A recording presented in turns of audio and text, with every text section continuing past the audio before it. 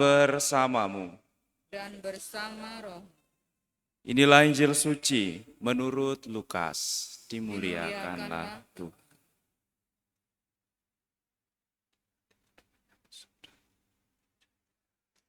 Pada suatu ketika berkatalah Yesus kepada murid-muridnya, ada seorang kaya yang mempunyai seorang bendahara. Kepadanya disampaikan tuduhan bahwa bendahara itu menghamburkan miliknya. Maka si kaya itu memanggil bendaharanya dan berkata, "Apakah yang telah kudengar tentang dirimu? Berilah pertanggungjawaban atas urusanmu, sebab engkau tidak boleh bekerja sebagai bendahara lagi." Berkatalah bendahara itu dalam hatinya, "Apakah yang harus kuperbuat? Tuanku memecat aku dari jabatanku, mencangkul aku tidak dapat, mengemis aku malu. Aku tahu apa yang akan kuperbuat, supaya apabila aku dipecat dari jabatanku sebagai bendahara, ada orang yang mau menampung aku di rumah mereka." Lalu ia memanggil satu demi satu orang yang berutang kepada tuannya. Berkatalah ia kepada yang pertama, "Berapa besar utangmu pada tuanku?" Jawab orang itu, 100 tempayan minyak.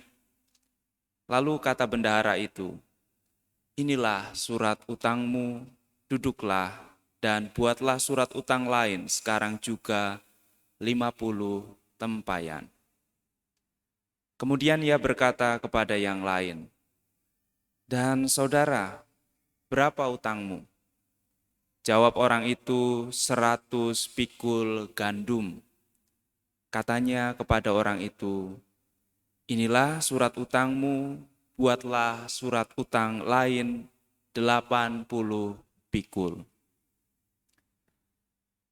Bendahara yang tidak jujur itu dipuji tuannya karena ia telah bertindak dengan cerdik. Sebab anak-anak dunia ini lebih cerdik terhadap sesamanya daripada anak-anak terang.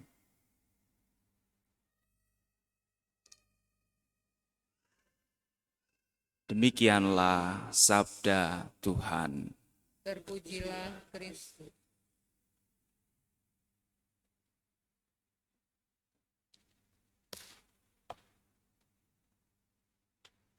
Saudara-saudari dan adik-adikku yang terkasih dalam Tuhan, bacaan yang kita dengarkan pada hari ini, Jumat Biasa yang ke-31, mengajak kita, terutama saya, mari kita merenungkan masa hidup kita, merenungkan bagaimana hidup kita. Kalau kita melihat hidup kita, diri kita, dan juga orang lain, mungkin kita bisa sampai pada refleksi bahwa apa yang ada di dunia ini itu sifatnya sementara. Semuanya adalah titipan, bahkan hidup kita pun bukan sepenuhnya milik kita. Hidup kita milik Tuhan. Maka kita tidak bisa semena-mena pada hidup kita sendiri, apalagi terhadap hidup sesama dan juga hidup alam ciptaan yang ada di sekitar kita.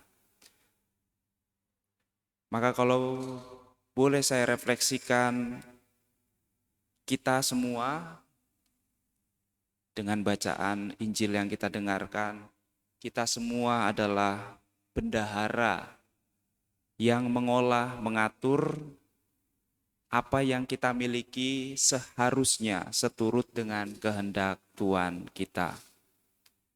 Seharusnya kita jujur mengolah apa yang sebenarnya dititipkan kepada kita.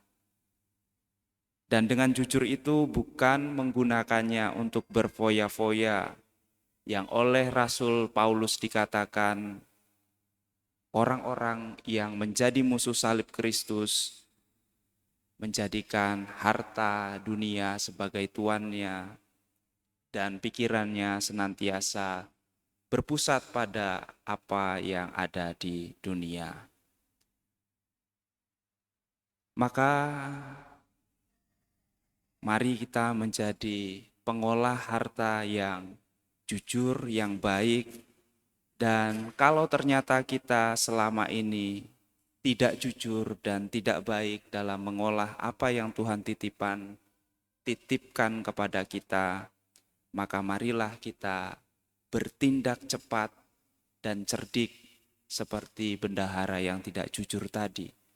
Tuannya bukan memuji ketidakjujurannya, tetapi memuji kecerdikannya. Artinya dia cekatan melihat situasi dan mampu beradaptasi.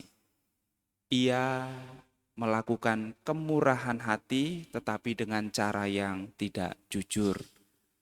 Maka marilah kita bertindak cepat, cerdik untuk bagaimana kita bisa menyelamatkan diri kita. Dan salah satunya ialah dengan melakukan pertobatan, dan pertobatan itu ditunjukkan, dilakukan dengan kemurahan hati yang jujur. Semoga Tuhan memberkati kita.